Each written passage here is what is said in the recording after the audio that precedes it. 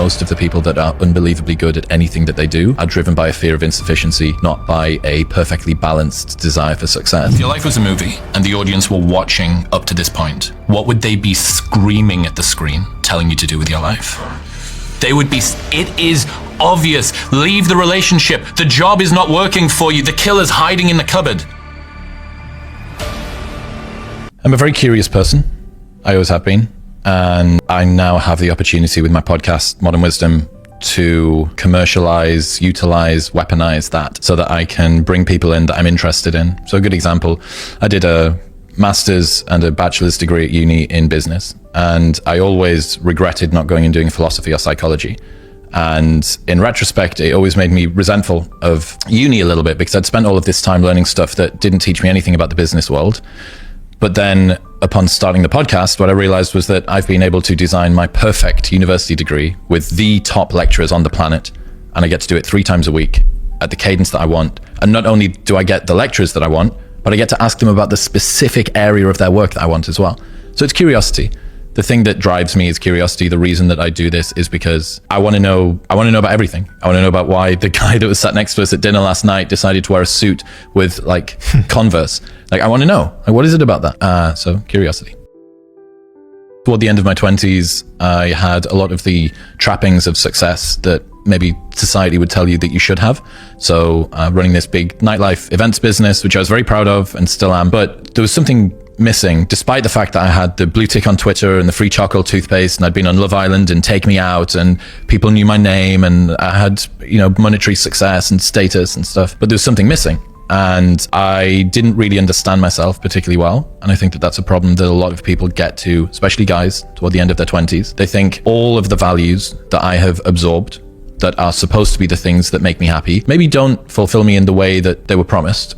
And that required me to do some reflection. And I realized I actually didn't have very many opinions. What I'd been doing was I'd been playing a role as this big name on campus party boy, club promoter, big dick around town guy. And I'd compromised an awful lot of who I truly was to try and just be as popular and successful in that world as possible. Right? What that meant was I didn't really understand myself. I didn't really understand my mission or my purpose. And now looking back, I realized that all of the steps that I took to get from where I was to where I am now, which is still like an adult infant, but slightly less so. All of that, they are lessons that I can gift to other people that will help them to expedite success, avoid the pitfalls, do it in less time, with less loneliness, with less pain and suffering than I had to go through to achieve the same thing. And hopefully by speaking to people that changed my life, that gave me lessons, I can then pass those on to other people and get them from where I was to somewhere that's even better than where I am now.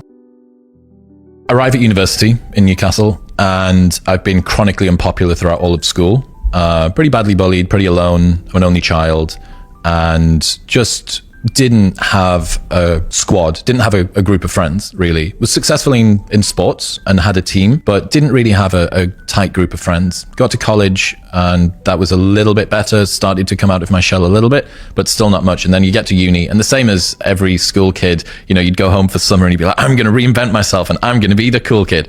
So I arrive at university, and that was a good intersection of a new opportunity to be a new person and also maybe a little bit more social ability. Start running a nightlife events business with the guy that I sit next to in my first ever seminar. After that, we get to the stage where that's very successful very quickly. I immediately tied a lot of my identity to the first thing I've ever been super successful in life, which is running a nightlife. I can get renown. I can have people that need me, which is not really the same as wanting me, but they need me, which is close enough. So I think, right, well, if I just throw all of myself into this business, then I'm going to be accepted by the world at large. And over the space of the next 10 years or so, that meant that I fully dedicated myself to that mission. And we were very, very good at it. We expanded from Newcastle to Manchester multiple nights per week across multiple cities.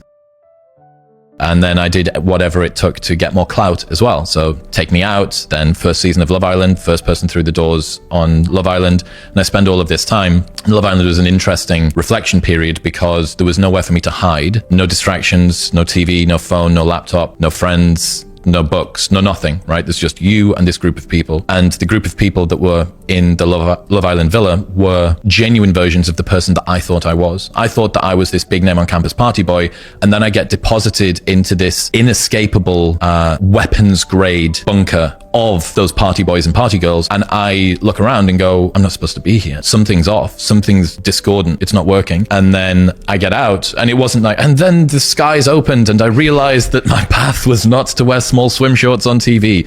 However, it did make me think. It was a very, I call it a fatal dose of contrast, that I was no longer able to hide that there is something a little bit off here. And that was a good time.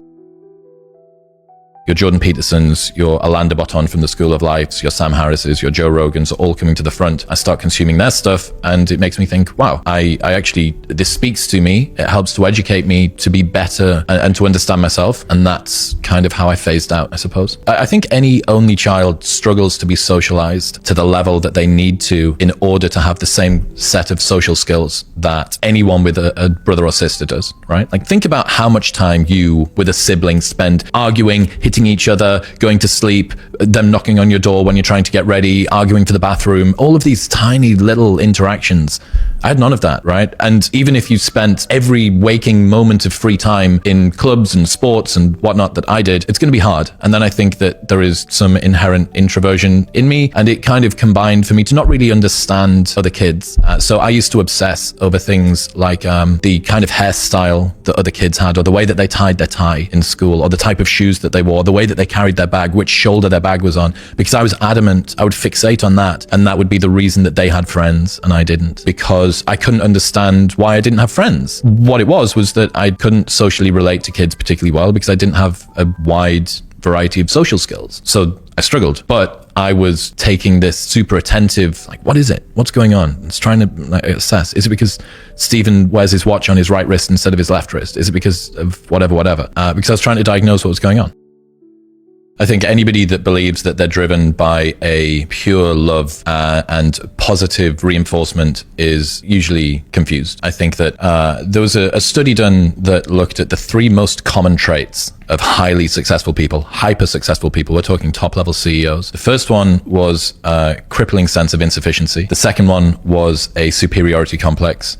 And the third one was an ability to have maniacal focus. So what you have, and it's this Peterson story, which you may be familiar with, they starve rats and put them into a tube. They attach a spring to the tail of the rat so that they can tell how much force they're pulling with. And that gives a proxy for desire, right? That's how much they want it. They waft the smell of cheese in from the front, and the rat pulls toward the cheese. And you think, these rats are starving. They're going to be pulling very hard. Then they take the rats out and they do another iteration of the study. This time, they waft the smell of cheese in from the front, and they waft the smell of a cat in from behind. The rats pull harder. What's the lesson? In life, not only do you need to run towards something that you want, but you need to run away from something that you fear. And I've spoken to 600 high performers on my show, right? I would say that on average, most of the people that are unbelievably good at anything that they do are driven by a fear of insufficiency, not by a perfectly balanced desire for success.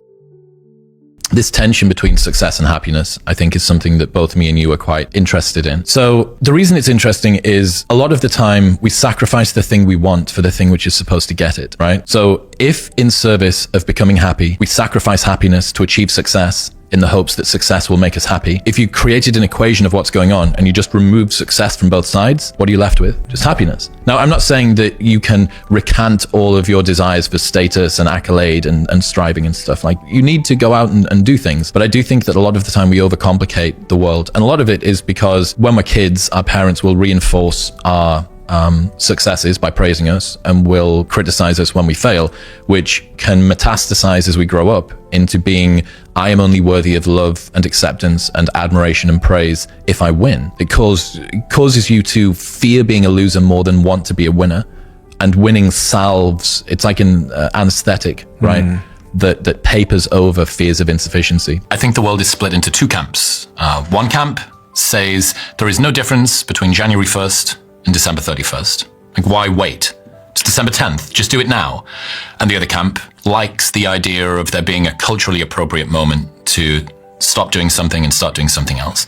Most people need to realize that they're already spending tons of time worrying about the future and the past. They're going back to this thing that they regret. I wish I'd done this differently. I have rumination about something that occurred. I have a sense of wistfulness for something that I've maybe missed. I'm grief for something that I've lost. And then they're concerned about the future. They think, I'm uncertain about this thing that's going to happen. I could plan. I could try and come up with a solution for this. So you're already worrying about the past. You're already doing reflection and planning just in a very unstructured way where you don't get to choose when it hits you in the face. This is a culturally appropriate moment, like a scheduling appropriate moment for you to just step in and think, okay, in between Christmas and New Year, people that work in retail, God bless you, people that have got to go back to work and do that thing, but usually there's a bit of downtime. It's a little bit slower. It's Boxing Day, you're chilling out on the couch, and you're kind of thinking, wow, I was here again at mum and dad's house or with the in-laws or whatever. What was I doing last year? What was it like last year? You're already in a little bit of a reflective mode. There is no special magic super secret squirrel sauce in January 1st, but it is a good moment to check in because life tends to slow down a little bit. Work time is a little bit more slow, and you're already doing this. You're already thinking about the past and the future, and this is just a good structured opportunity to check in and do it. If you realize, wow, I can do anything I want. I could look at my entire life. That's terrifying. That's absolutely terrifying. One thing I would say, this is your opportunity to change anything behaviorally. You can change anything you want. Not everything you want, right? That's the problem. You can become anything you want behaviorally, but you can't be everything you want. So you need to pick a small number. The single best question to work out what you should be doing next year. What would have to happen by the end of 2026 for me to look back on 2026 and consider it a success? I think that really helps to just give you a bit more perspective. And it usually comes down to only a few things. You don't usually have so much in your mind when you do that. Setting the bar unrealistically high does not increase your performance. Imagine this. Imagine that you went into a buffet and you made your plate as big as possible. You said, I want all of these things. I'm going to put all of this stuff on my plate. And my stomach is going to expand to be able to fit it. That's not the way that our stomachs work. And that is not the way that our workloads work. So, first rule, in order to pick something up, you have to put something down.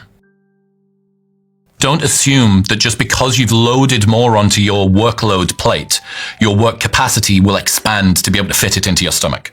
Now, that's not the way that it works. Make the assumption, I can do no more than I'm doing now. I can switch stuff, but I can't add more in. Maybe you can. Maybe you're going to be able to squeeze your phone time. Maybe you're going to be able to become more efficient, more productive, whatever.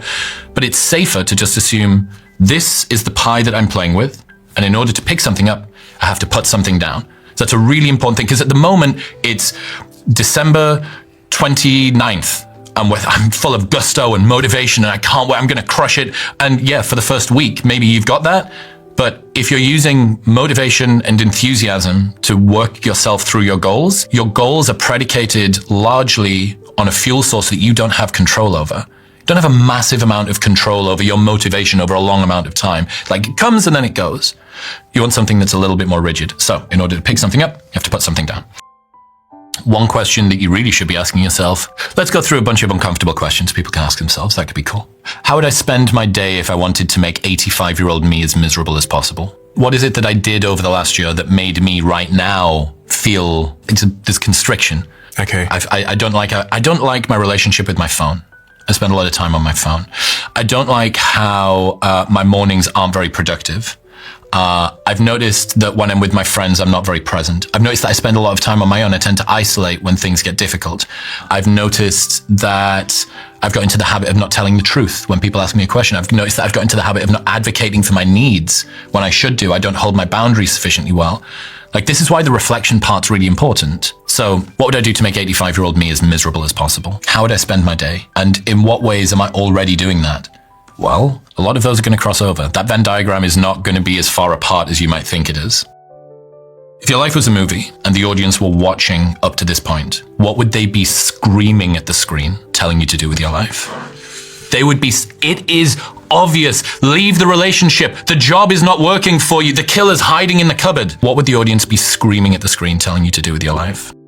I want to spend more time thinking about ideas and less time caught up doing admin. Admin is a drain on me. I don't enjoy emails. I don't enjoy the operations of that sort of stuff. I want to be in maker mode, not manager mode. Okay. Would be a way to put it.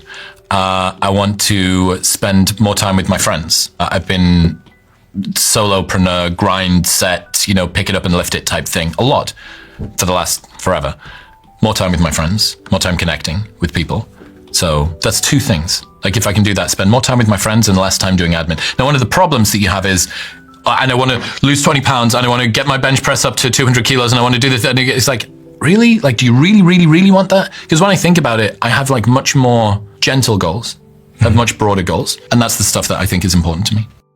But what's interesting about those is that actually those aren't necessarily additions. The friends thing is an addition, but the executive functioning thing, the admin burden, is not. So actually that's nice because I want to do less of that thing, which should hopefully open up a little bit of time. What would I need to get rid of? I'd realistically need to get rid of some time sat in front of my computer doing boring admin stuff. I'd probably need to spend less time scrolling on my phone, less time on social media. I would maybe need to make some sacrifices in training as well. If I'm going to go out with my friends a little bit more in an evening, I'm going to have to get up a bit later. So there's some of the trades that we're going to have to make.